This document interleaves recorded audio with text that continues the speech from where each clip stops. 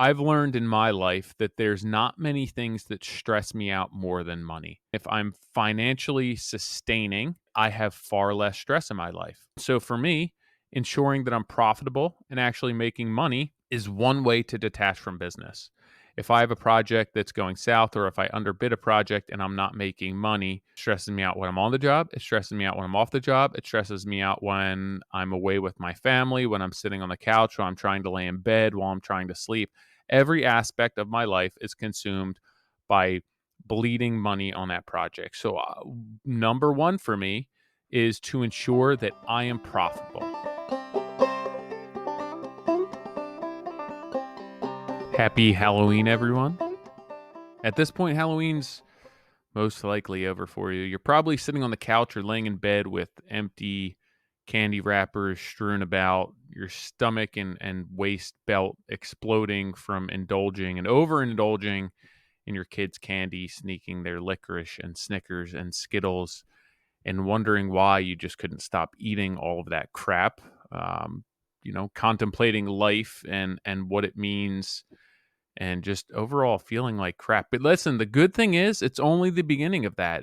From here on out, it's Thanksgiving and then Christmas, Hanukkah, all of the holiday season where you get to just overindulge and wonder what you're doing with your life and let the seasonal depression start to kick in. Couple that with the Phillies losing 2 games in a row at home to not make it to the World Series, and that's where I currently stand. I'll get over it. Today's going to be tough. It's Halloween. The family costume this year are old school Phillies fans. Selby's dressed up as the Fanatic. Tilly as a Phillies cheerleader. They didn't make it. They didn't show up. They fell flat in epic collapse by the Phillies. I still can't really. I have not come to terms with it. It felt as though this was the year. They played well. They were on a run until all of a sudden they just collapsed, and there was not many signs of life. I know that people said Game 5 was that sign of life that they needed, but I didn't feel that way. I had a feeling since Game 3 that it was not going to go well. It just seemed as though something had switched.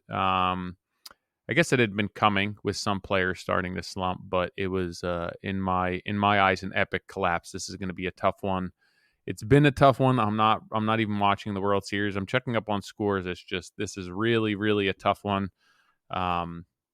It reminds me of back in 2011, 2010 when we lost to the Cardinals and the Giants, and they both went on to win the World Series. Not easy. But yeah, it's Halloween. Gonna take the rest of today after I get this done, head out to the girls' parade, and then spend the night with them. Enjoy that. This week on the podcast, I have a listener question. So I believe this came in via DM, may have been email, but I feel as though it was DM.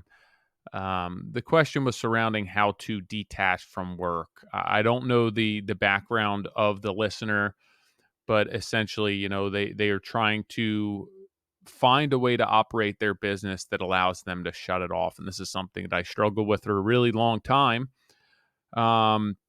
In summary, the question is, I'd be interested in hearing how you have reduced the amount of headspace that your business consumes.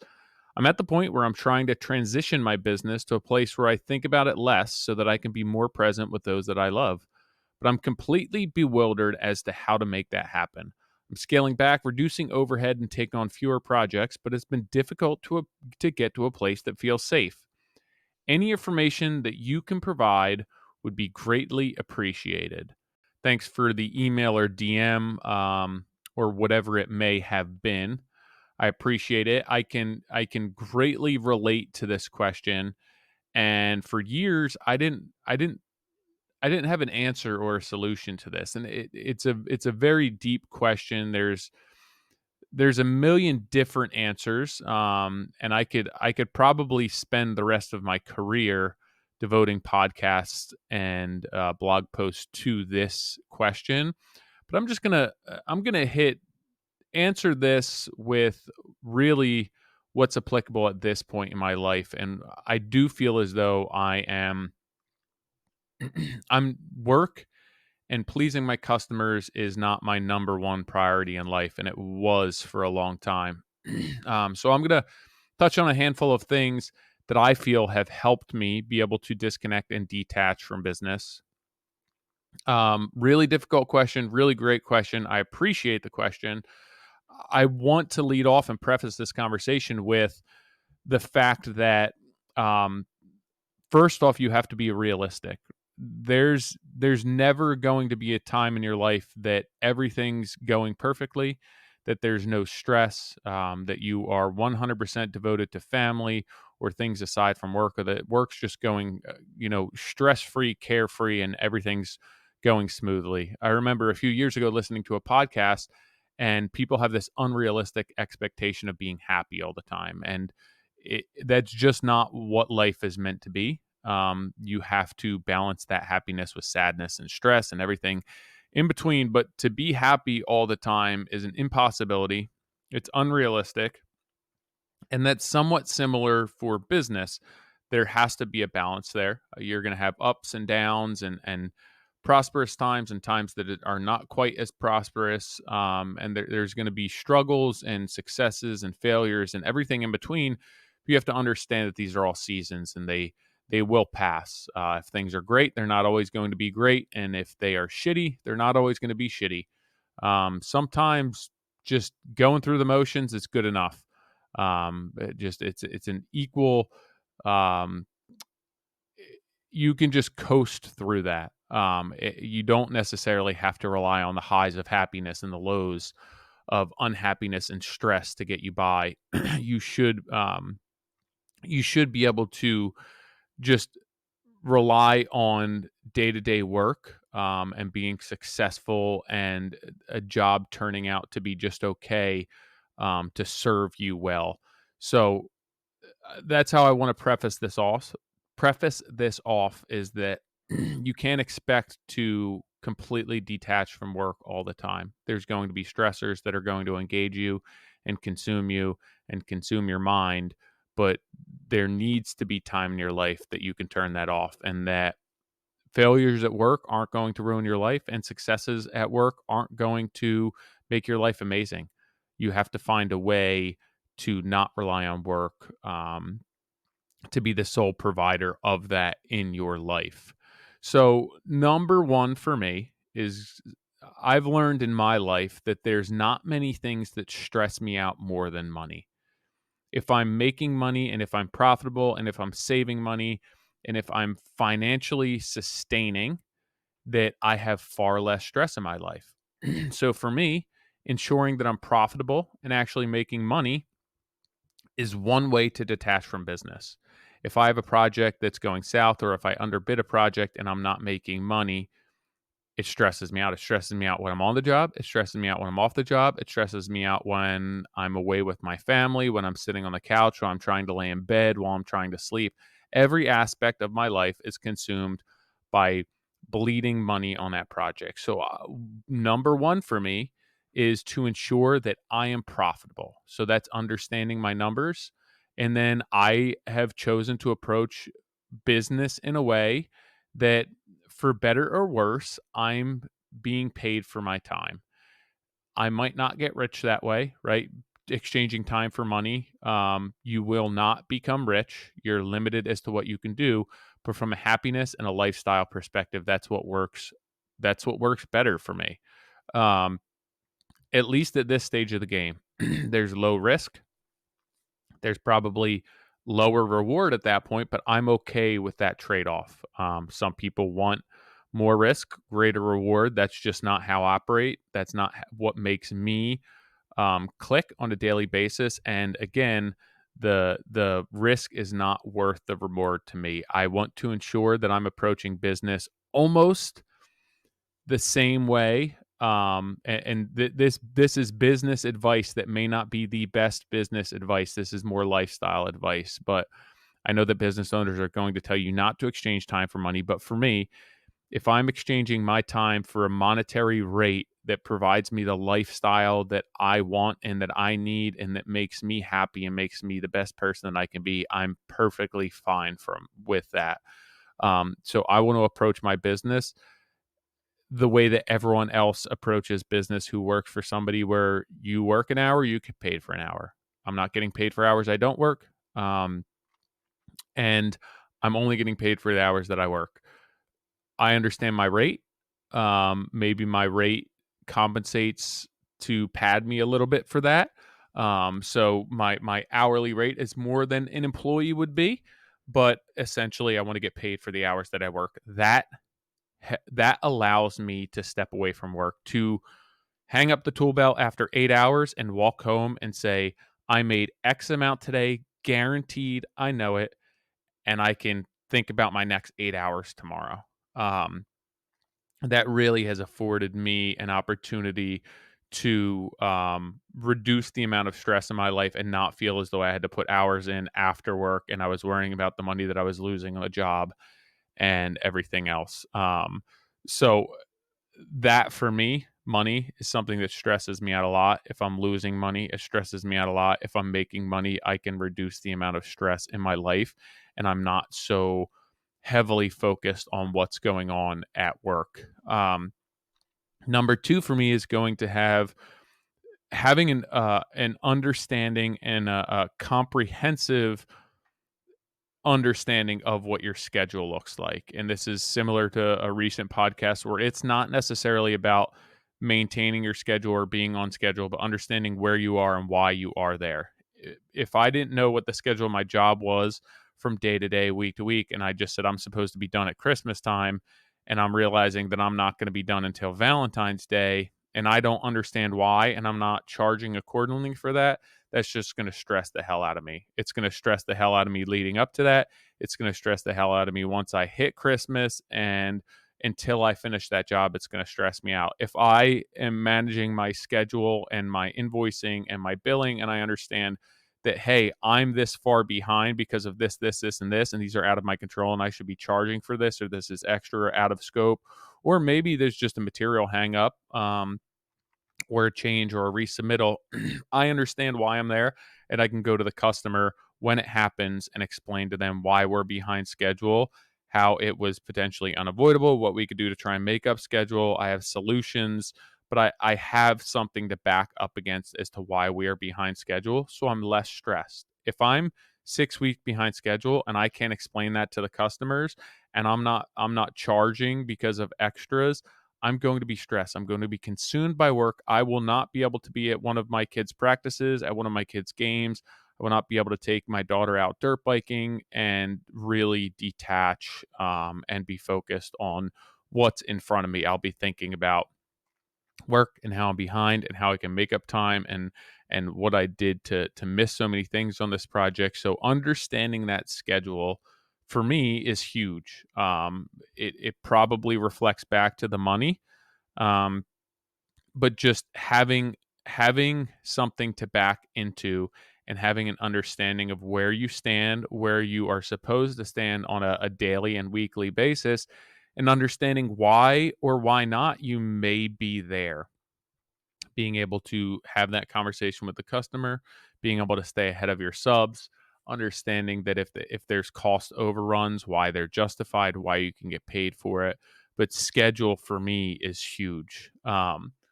If I'm behind schedule, typically, if I'm behind schedule, there's a few things that would stress me out about it. One, I have another customer who's waiting for me. I can have that conversation with them. I can manage that. I can tell them, hey, if the same thing happens on your job, I'll be there. We're a small operation. We work one job at a time. I'd rather wait to start your job. I can manage that. Two, I'm behind schedule and I'm losing money. That's a really difficult situation. So I can manage the financial end of things if I'm behind schedule because of extra work or because of delays. Um, I can scoot off and know when things need to happen, that I could go do another job until things are ready to go, right? If I have as builts that need to get submitted and I have 2-3 weeks waiting for approvals from engineer and from the township, I can go and do something else because I understand what my schedule is going to be. So it gives me this malleability and adaptability to not have to worry about just what's happening on this job and why it's not happening and that I'm behind and I'm losing money. So understanding my schedule and where I stand really helps quell my anxiety and allows me to detach because I don't have to worry about what could have been, where I should be, why I'm not there. I know all of this, and there's nothing that I can do about it. So that allows me to really give this up and just deal with the situation at hand and not let it absolutely consume me. Number 3 for me, find a hobby outside of work. For years of my life, work was everything that I had. I found, my friends were work related. All of my social activities were work related. I didn't have much outside of work. So I was, my relationships were all surrounding the trades. The people that I hung out with were in the trades. We would get together and we would talk shop. We would talk about their business. I had nothing other than work. So when I'd get done work, I would talk to my friends about work. On the weekends, I would meet with friends. We would talk about work. In my spare time, I would look up tools for work. I would read books on work, which was fine. Work was a hobby and an interest of mine, and it still is, but it does not allow me to detach. So I started riding dirt bikes a few years ago. After working a little bit too much and getting sick, and I found an outlet that has a separate group of friends um, that I can truly engage and immerse myself in. And while I'm doing that activity, the work is the last thing that I'm thinking about. It allows me to spend time after work looking at an interest or a hobby or parts or things that I can do to better myself riding a dirt bike or better my dirt bike. It just gets my mind off of work. It gets my mind off of customers. I like to ride my dirt bike every weekend, so it gives me something to look forward to throughout the week that is different than work. So when I hang up the belt on Friday, I can devote my weekend to things that I want to do that are not related to work, and they really help me get outside of that work, Tyler, and just focus on something else. It's something that's very engaging for me. It's something that I can always get better at. There's a physical aspect of it, so I get to exercise as well. I really enjoy being out in the woods. Every season, every part of the year has different things to look forward to.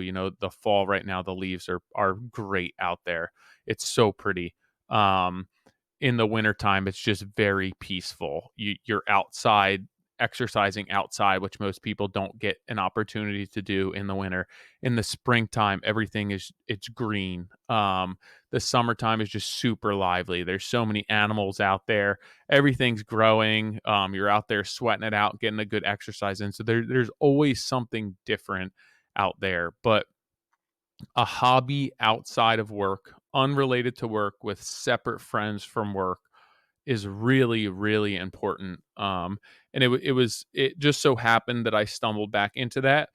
Um, but for years, I didn't have any friends or any outlets or any hobbies outside of work. And it's not that I didn't enjoy it, but my mind was always engaged with work. So that made it really, really difficult to detach when everything in your life revolves around work and your hobbies revolve around work and techniques and tools and books and everything else. Um, it's good and bad. You love what you do, but when things are great, it's great because you're adding to the happiness. But when things aren't great, you can't get it out of your mind. You can't detach like you said. So that's huge for me. Find and something healthy as well. I feel getting out and exercising and building strength and endurance and really putting your heart and your body under some physical strain.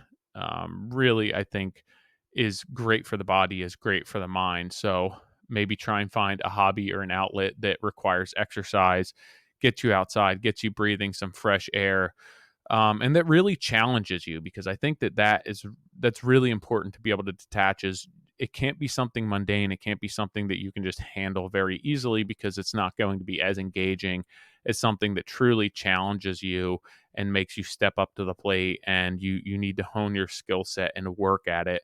I think that's when you need something that's going to be stronger than the pull and stress of work and life. And it has to pull you more than that to get you away from it. So find something that really, really challenges you. Um, let's see what else. Oh, let's see what number we're on.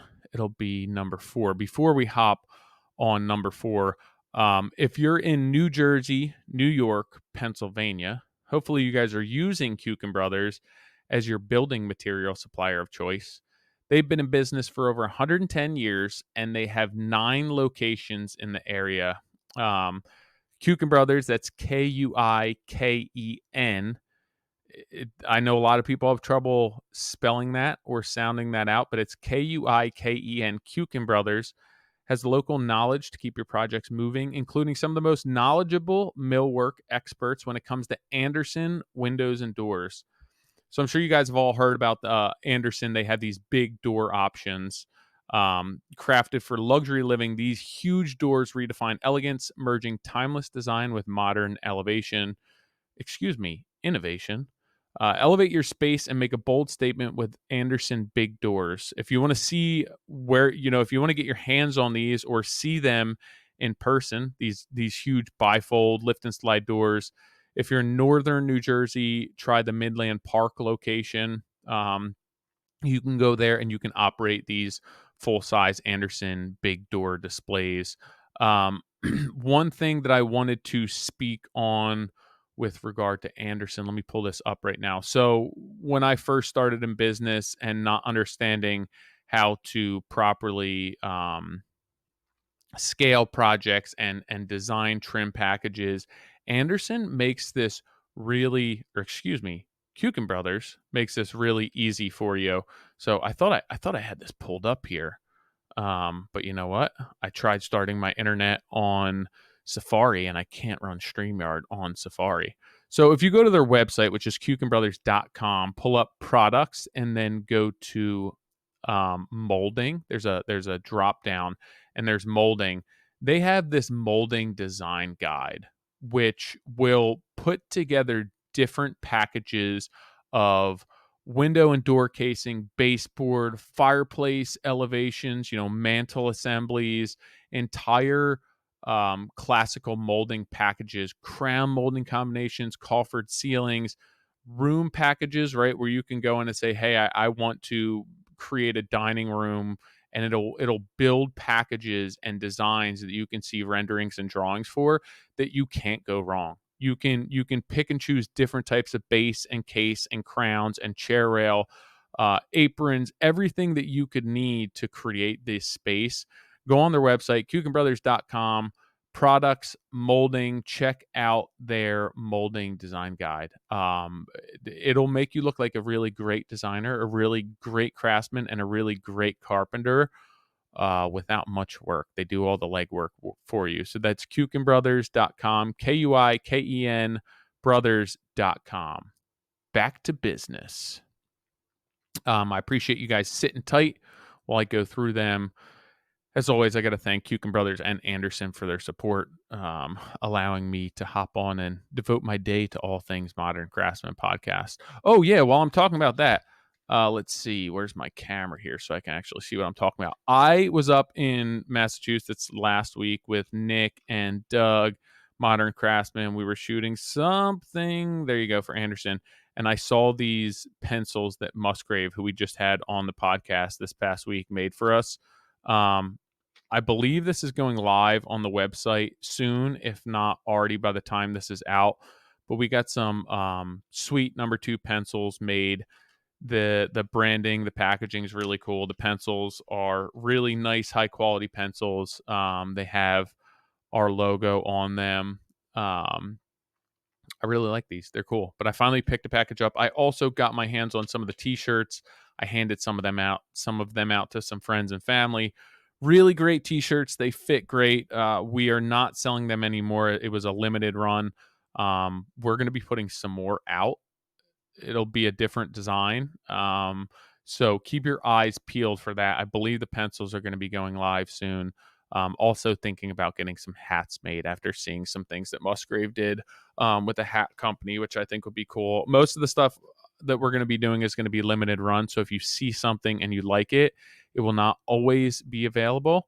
So make sure that you jump on it. All right. So number 4, I've realized that it's super important to work for people who appreciate what you do. For many years, I forced my program, my agenda, what I wanted on customers, right? So I sold customers on what I wanted to be doing and tried to convince them that this is what they wanted to do and this is what they wanted to spend their money on. So the entire time throughout my project, I was essentially I was creating unnecessary stress because I was trying to convince customers that the money that they spent was valuable to them when it wasn't in the first place. And for some it was, and some were appreciative of it. But I should have spent my time and my energy finding the right customers rather than trying to convince the wrong customers. And what I mean by that is if I would have spent the amount of time that I did off the job searching for the right lead and vetting the right customer and focusing on finding and marketing myself to customers that wanted what I do, I would have had to spend less time trying to convince customers once the lead came that this was what they wanted and this was the fit and this upgrade was going to make sense to them, and really just forcing my agenda and my program on them, because then for the rest of the job they're spending more than they want to spend and maybe they really don't find value in what I'm doing. So I'm constantly battling these customers spending more money and then trying to convince them that this is what they actually wanted in the first place. Where had I just spent more time finding those customers, I wouldn't have had to convince them for the 2 months, 3 months, 4 months, 6 months project and all the extra money that this is what they wanted. So a lot of times that created unnecessary stress for me because I would get done certain aspects and these customers wouldn't really react the way that I wanted to, or they didn't find the value there, right? They spent this money and to them there was no difference between what I did and what somebody else did. So they didn't understand it. And that's not going to be a return customer, right? They're going to find somebody for less because they don't care about that as much. And then that's even more frustration for me. Um, Number 5, and this is really important and something that I learned, is that you cannot depend on your customers or your projects for your happiness. To depend on anyone else for your happiness, for your peace, for validation, you're setting yourself up for failure. Yes, people can provide joy, people can provide happiness. Absolutely. Your kids, your wife, your loved ones, your family, friends, they can provide that. But to depend on them for your worth, to depend on them for your peace, for your happiness, that's when you're going to really do more damage than good. If you are if your project is only a success if your customers are happy, and you're only happy if you're making customers happy, well, people aren't happy all the time. Some customers get in a mood. Sometimes they're having a bad day. Sometimes they're having a bad year. Sometimes they're just not happy in general. And that's going to in turn make you miserable. If you're only going to be happy on a job where customers are happy, that's part that you're adding a variable to that equation that really is irrelevant, because at the end of the day, sure, I want all my customers to be happy, but I want to be content and happy with my job and what I do and how I perform and how I maintain schedule and how I execute. Whether the customers are happy or not, it is important, but that cannot be the basis for my happiness. I want customers to be happy, but if I execute the way that I'm supposed to and I fulfill all ends of my bargain and contractually execute the way that I was hired to do so, and a customer is unhappy, I just have to live with that. I can't let that plague me. I can't let that um really put a hitch in my step. I can't allow that to pull me off of my routine and my path and my trajectory, because if I start second guessing everything that I'm doing, I'm going to start catering to what the customers want me to do and what the customers need from me, and my business is going to really morph into something that is not my program. And I know I spoke about this earlier about forcing my program on people. That's not what you should do. I want to develop a program and a company and a business and a model that people come to me for. I want them to understand my program. Um, I want to be happy with my work regardless of what the customers think. And that's not to say that I don't have a regard for what the customers want, but typically in my experience, if I have a program and I have an agenda and I have a model and an ethos for my work and my business and my lifestyle, and people come to me for that, generally speaking, I'll be able to execute and show up and step up and create a product that everyone's happy with because that's what they came to me for. The issue is when I force that on somebody that doesn't really want that in the first place. So the way that I'm approaching this and the way that I am creating my business and my model and the work that I'm doing, I'm really relying on myself for that happiness. And if I'm doing all that I can and I did the vetting process accordingly and I'm working for the person that I think is the right customer and things go south, I don't want to live and die by the happiness of or unhappiness of that customer. I want to be able to walk away from that job saying I did my best. I went into this honestly. I carried myself through this job with dignity and respect, and I upheld my end of the bargain. And if somebody's not happy, I can learn from this, and there's a ton of takeaways from this. But I'm not going to beat myself into the ground and take every day of this job with me home from work, home on the weekends, and then on to my next job, and then treat another customer a certain way or treat my family a certain way because of what this customer did to me. So I know that if I approach a job with the systems that I have developed over 15 years, with the mindset that I have and with the vetting process that I have, and a job is successful, it's reassuring. And if it's not successful, it's okay. I'm not going to beat myself up about that. I'm not going to lose sleep for weeks and months on end because of that. I'm going to get through that job and I'm going to take all of the lessons learned and I'm going to be a more well-rounded person, a more well-rounded contractor and individual. But I'm not going to lose sleep because of that. For years, relied on the happiness of my customers to provide my self worth and my happiness.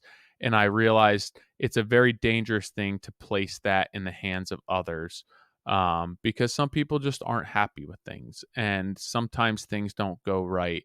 But if you're doing the best job that you can't beat yourself up about that. If you are taking advantage of somebody or you're not doing fulfilling your end of the bargain, I would assume that you're probably not the person that's going to bother in the first place.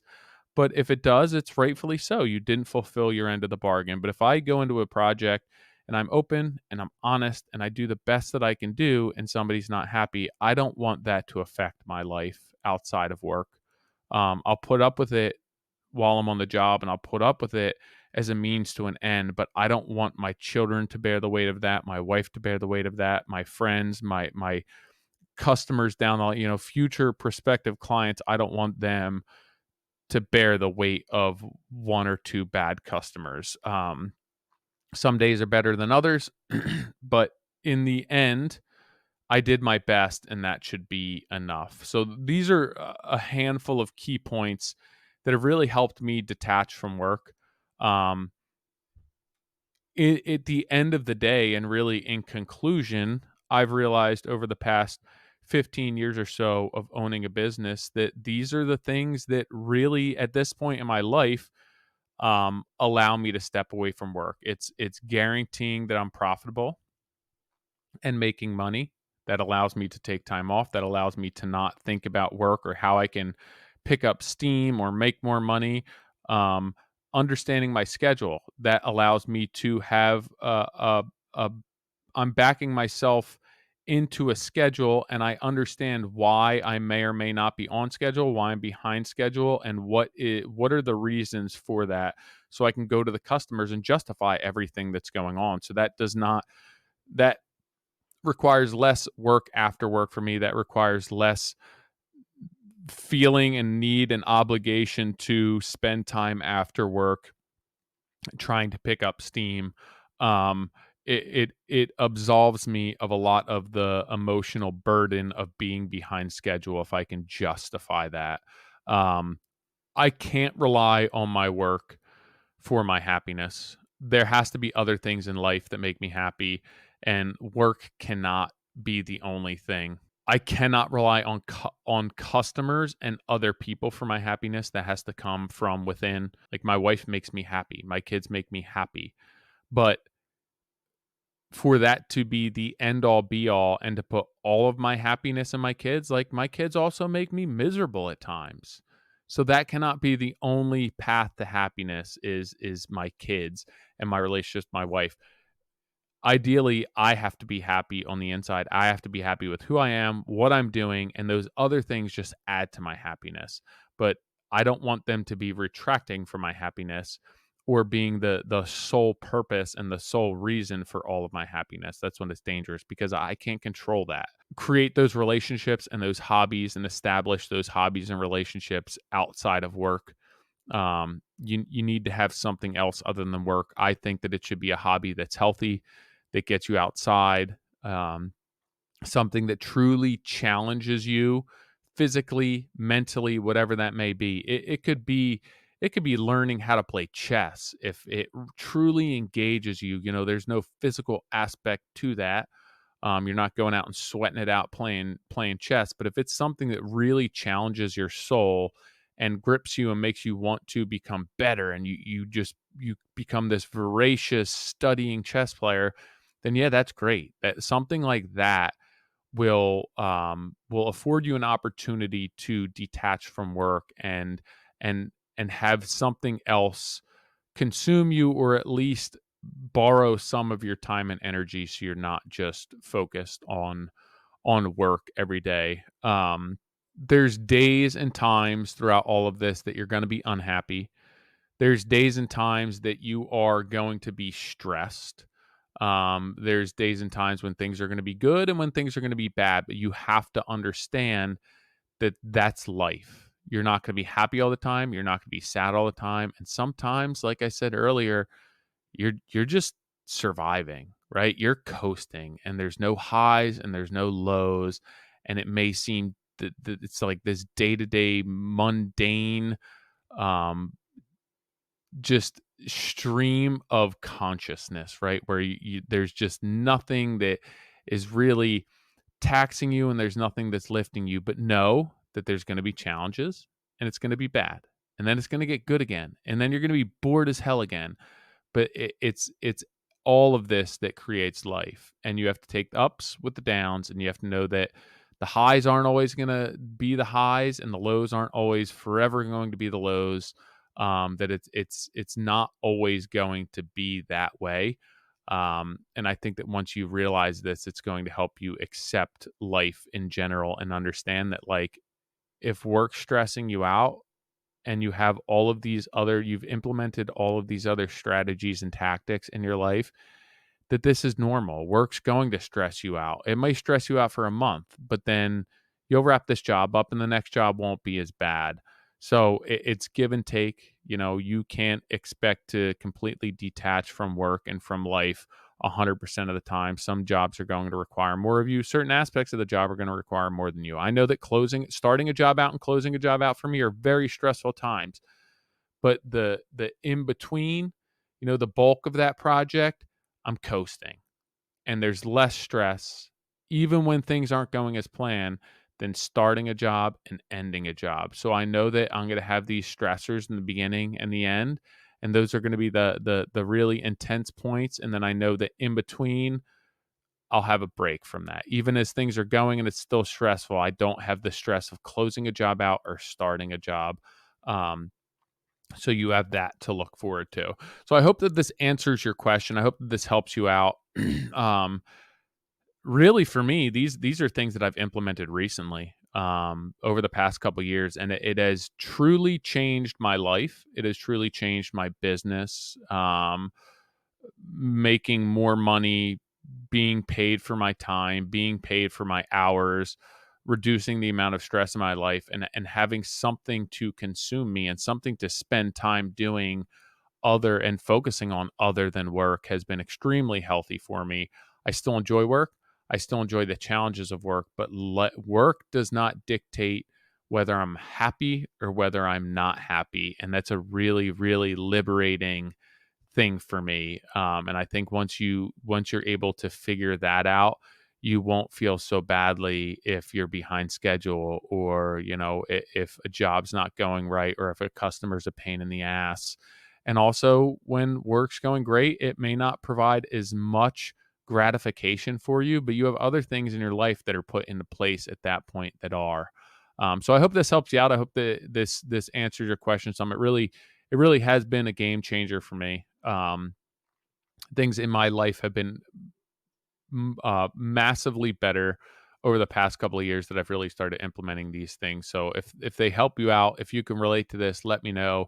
Share this, spread the word. Go buy some pencils. Support Andersen. Support Kuiken Brothers.